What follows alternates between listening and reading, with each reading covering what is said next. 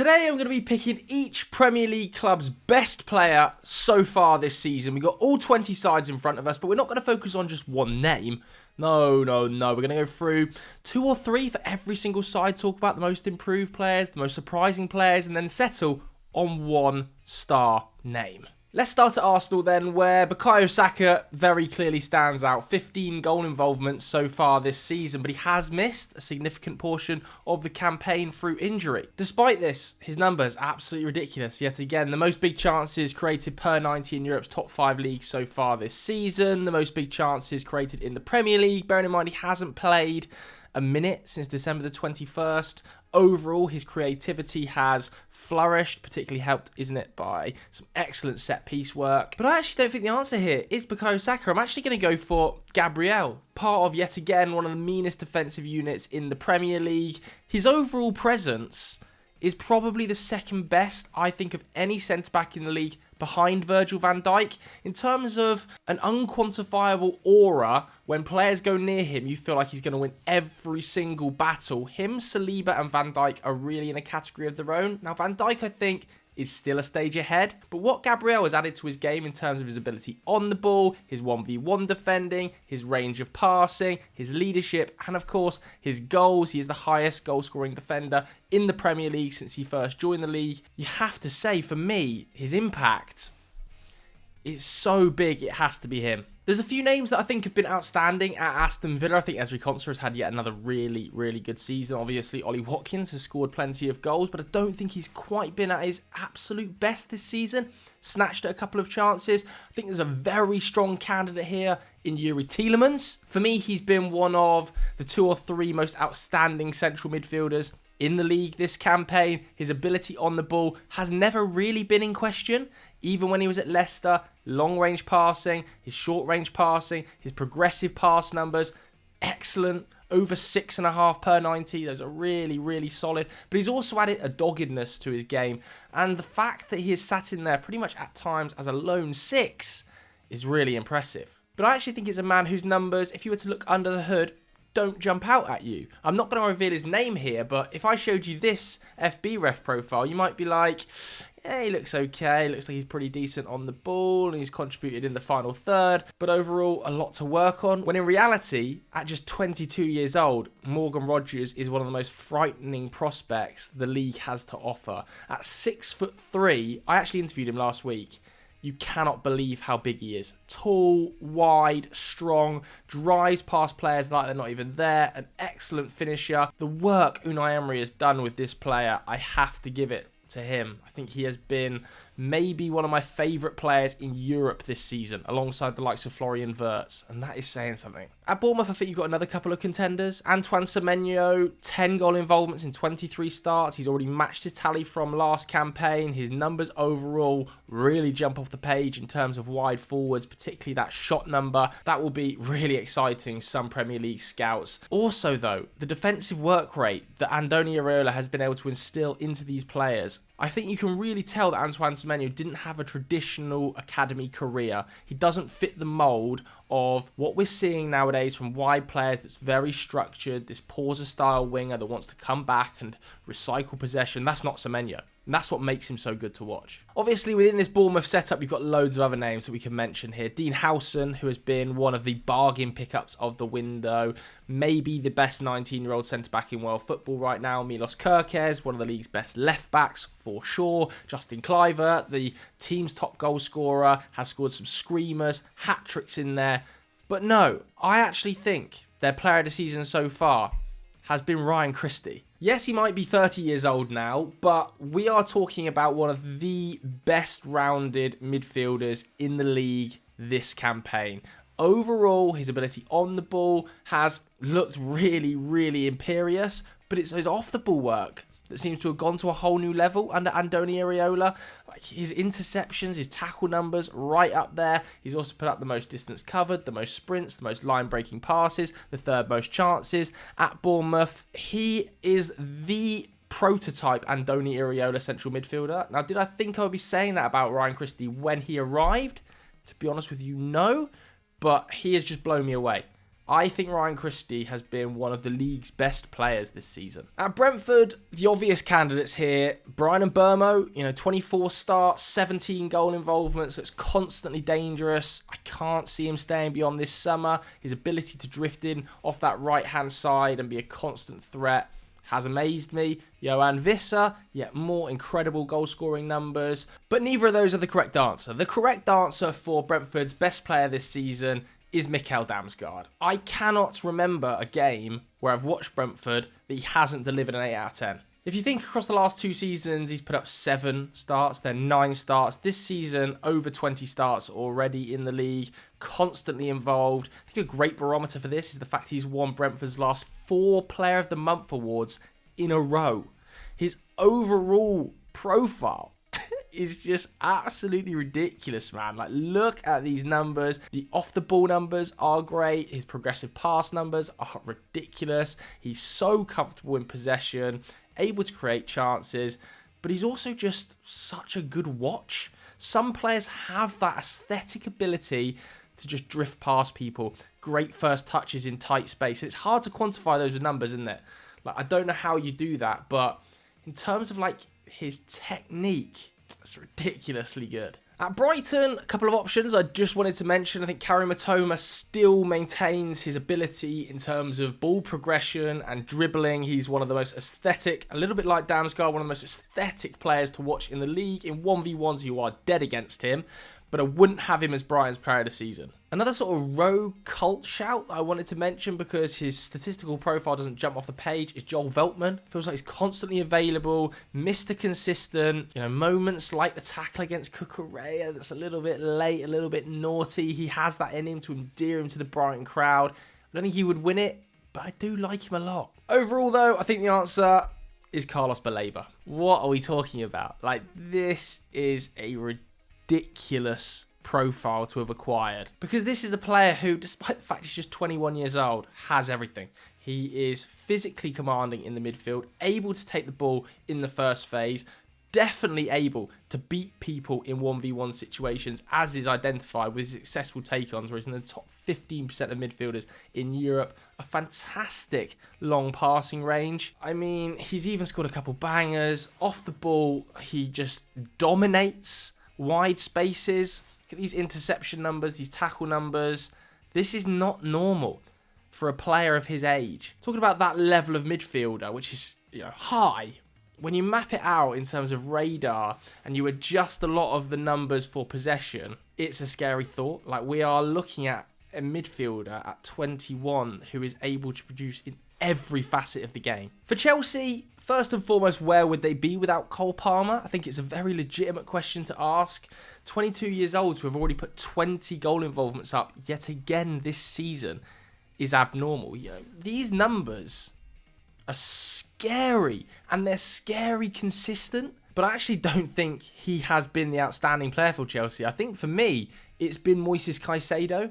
It's a toss of a coin, really, between the two of them. But I don't know what more Caicedo could have done this season. He has taken his game to new levels in terms of his ball progression. Here we have the top 5 leagues, under 23 midfielders, progressive action. So that's either carrying or passing. Obviously, Angelo Stila, who I keep banging on about, far and away the best here. This is as of February the 9th. Pedri, second best, one of the world's best midfielders already. Then it's Caicedo, ahead of a Cole Palmer, ahead of Florian Wirtz, ahead of Gravenberch. So on the ball, he's great. Off the ball, he's a joke. He's currently leading the league's midfielders for tackles and interceptions. Nobody comes close to him. I just think in terms of a well-rounded persona, this is the future of midfielders. Okay, let's go to Crystal Palace. A couple of shout-outs. First and foremost, Will Hughes. Hughes never puts a foot wrong. I also think Dean Henderson is having a really underrated season. In terms of post-shot expected goals, he's put up the 4th best in the league. Despite this, though, I'm going to stick by my guns. I'm going to go for JP Mateta. I really love him. His physicality is a throwback. His attitude is hilarious. I like the celebration. I like the tucked in shirt. And rightly so, man. Look at these numbers. Last year, they went supernova under Oli Glasner. 16 goals in 25 starts. Pretty much all of them came towards the back end of the season. This campaign, 10 Premier League goals already. I think he will hit that 16 figure. His contract is up in 2027. There's going to be a lot of interest in him in the summer. I'm convinced. For Everton, I don't think there were loads of options, if we're being honest with you. Across the first half of the season under Sean Dyche, it was pretty dull. But the one bright spark for me was Iliam Ndiaye. His cage football style is one of the most interesting in the league. The low socks, high shorts, gliding past players that we saw him operate with in the Championship at Sheffield United has totally transferred to the Premier League. His progressive carry numbers, his successful dribbles are absolutely ridiculous. In fact, he's completed more take-ons than any player in the league this season. So we can talk about your Dokus, your Savinhos I might speak about later. I don't know what happened in Marseille, but there is clearly a European level player here, which is mental given he was playing on YouTube a few years ago. Okay, let's talk about Fulham, where you have to talk about Alex Iwobi. 10 goal involvements this season, but his actual threat, whenever you watch them, is really, really good. The numbers totally bear out as well. Obviously, if you look at this graph, Mo Salah, total freak right now. Expected goals and attacking threat on a chart. Mo Salah can't be competed with. But look at little Alex Iwobi down here in terms of the expected threat column. That is the amount of attacks he's contributing to that end in shots, effectively.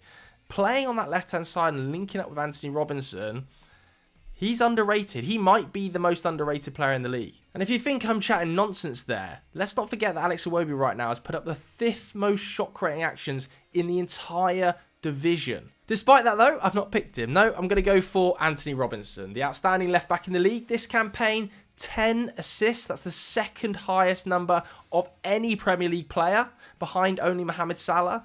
Level, of course, with Bukayo Saka. And he's coupled that attacking threat with continuation of excellent defensive ability. We've seen it for ages now. The last 2 or 3 seasons, he's been right up there in terms of tackles and interceptions. Yet again, he's behind only Daniel Munoz in the league for tackles and interceptions. A two-way threat that is incredibly physical. So much better on the ball than he was a couple of years ago. As for Ipswich, bit of a cop-out here. Don't think there's loads of contenders to speak about. I'm going to go for Liam Delap. 9 goals already at 22 years old, but it's not just his goal scoring, is it? It's his ball carrying. Top 15% of forwards for progressive carries and successful dribbles. When he gets into a flow, he's basically impossible to stop because of his physical stature and his natural ability. Been really impressed with the positions he's taken up in the box under Kieran McKenna as well. Overall, if Ipswich go down, they're making a huge profit off this guy. If they stay up, it's probably thanks to his goals. Leicester had a couple of options. I was tempted by Mads Hermansen, to be honest with you. Again, really impressive post-shot expected goals numbers. Replicated what he was able to do in the Championship with some of his shot stopping. I think particularly to that one game where it was double figures of saves. But he has had a couple injury problems. To be honest with you, it's slim pickings here as well. I've gone for El Khanous just because of how impressed I've been with his technical ability. A lot of the players on this list, your Damsgaards and Dyes, I've basically picked because I love to watch them. Okay, as for Liverpool, loads of names you could pick from. I think you've got the most improved player in the league in Ryan Gravenberch, player who has just totally taken his game to a new level. Look at these progression numbers, man. Carries, passes, keeping it simple, but also able to hold onto the ball under pressure. Massively valuable. His off-the-ball numbers have skyrocketed. Gravenberch is their most improved player. I think Virgil van Dijk is probably their most important. Somehow it feels like he's taken his game to a whole new level yet again. He is comfortably the best centre-back in world football for me. Nobody comes close to how imperious he is. Saw Jamie Carragher talking the other day about how he looks at times like the league's too easy for him. He's totally right. It does. He is swatting centre-forwards away. Now, I know the calibre of centre-forwards in the league right now isn't what it was back in the day, if I'm being honest. But even so, I think he would look just as good back then. This is one of the 3 best centre-backs we've ever seen in the Premier League. But even so, it's not him. It absolutely is Mo Salah. And I've seen some other creators on here and on other social media platforms saying, oh, you know, he's actually not been that great recently. This is one of the generational seasons we're witnessing right now in Premier League history. We've just ticked into February and he's on 26 goals and 18 assists in all competitions, 21 goals and 13 assists in the Premier League. Now, let's have a think about some of the best individual seasons I can think of from forwards. You know, Thierry Henry, 2002, 2003, 24 goals, 21 assists in 37 games. Ronaldo, 07-08, 31 goals, 7 assists in 34 games.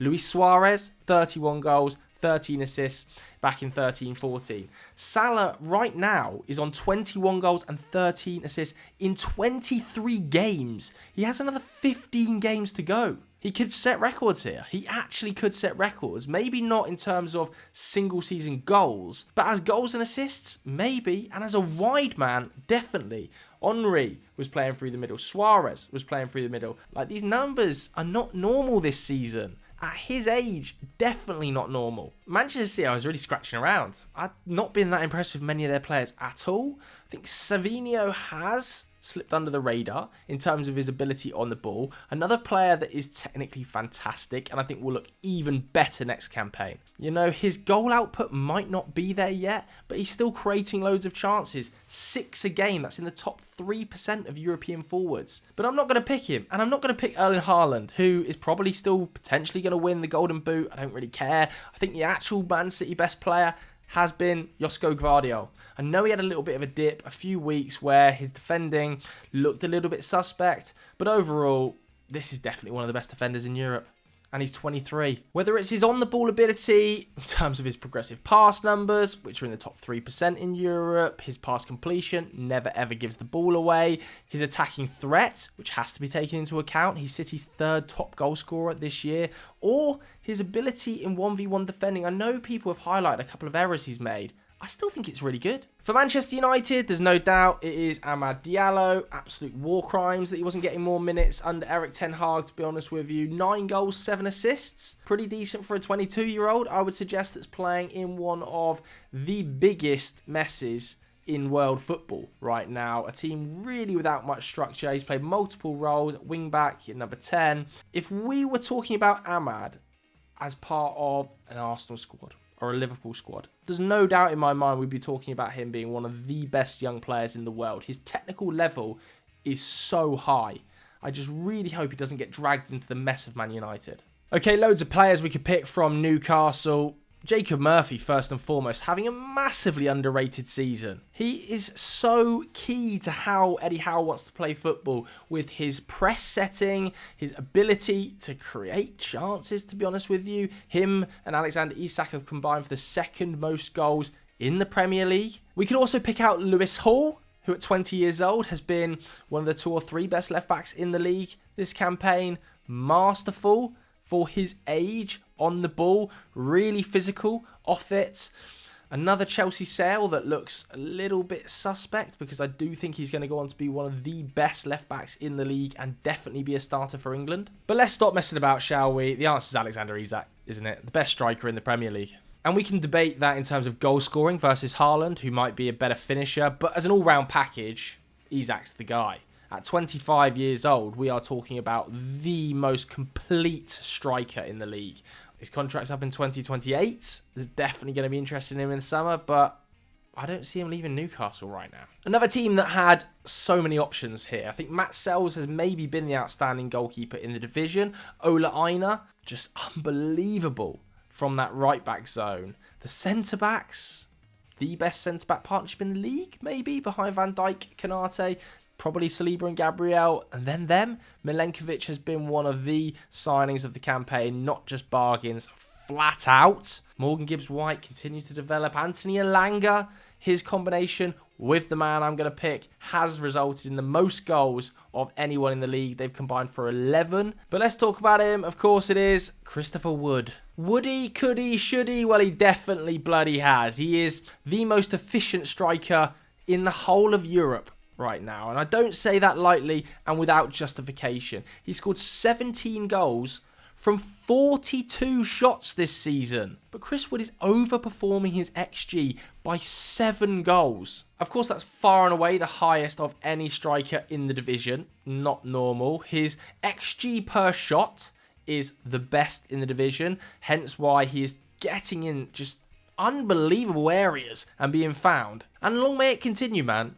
This is a great Premier League story. Southampton was a tough pick, could have gone Dibbling, but I actually felt it was a bit boring. I'm going to mix it up and go for Mateus Fernandes, who I think has been alright. At 20 years old, he's done a pretty decent job in that Southampton midfield.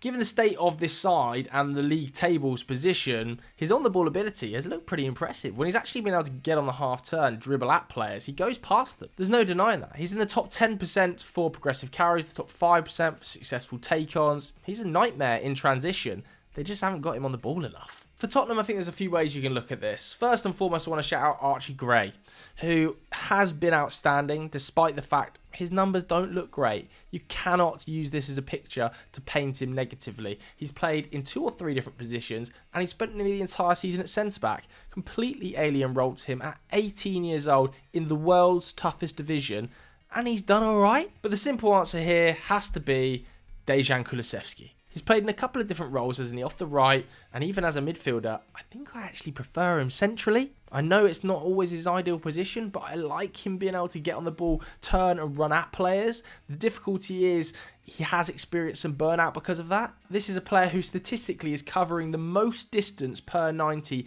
of any player in the entire division that's played over 1,000 minutes of football. So when he's on the field, he runs more than anybody else. He's also put up the second most shot creating actions of any player in the league, 19 goal involvements this campaign, and he's one of only 3 players to create 50 plus chances this season. West Ham, I mean, thin. Aaron Wan-Bissaka, I think, has had a good debut season for the club. Looks very solid. I actually kind of like him in this new system.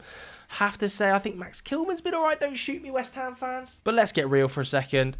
It's Jarrod Bowen. Now, his numbers are down, there's no doubt about that. I think under Lopetegui he struggled, he's also had the foot injury, but he's still putting up 0.5 non-penalty expected goals and assists per 90. Still a very consistent contributor. I actually thought he took his finish against Chelsea amazingly, and there are other moments in that game where you can just see that he is a little bit of a level above some of the other players in this West Ham squad. Been disappointed by some of the other West Ham players this campaign. I was expecting more from the likes of Kudus, Soler, Paqueta. Okay, at Wolves, good shout out for Nelson Semedo, but there's only one man this can be. He signed a new contract in January. I am talking about Mateus Cunha. What this player has in his locker should be feared by most Premier League defences. The physical ability to go past players like they're not there, with tight control, with arm width, special. And when you consider last season, 12 goals, already this season, 11, if he gets upwards of 15, 16 Premier League goals, a lot of clubs are going to be looking at that release clause. The reported release clause is what? 50, 60 million pounds? That must tempt people. He's only 25 years old. He can do it in 3 or 4 different positions. So that was my list of each team's best player this season. Let me know what you thought of it in the comments below. If you enjoyed this video, hit the like button, hit the subscribe. I'll see you later. Goodbye.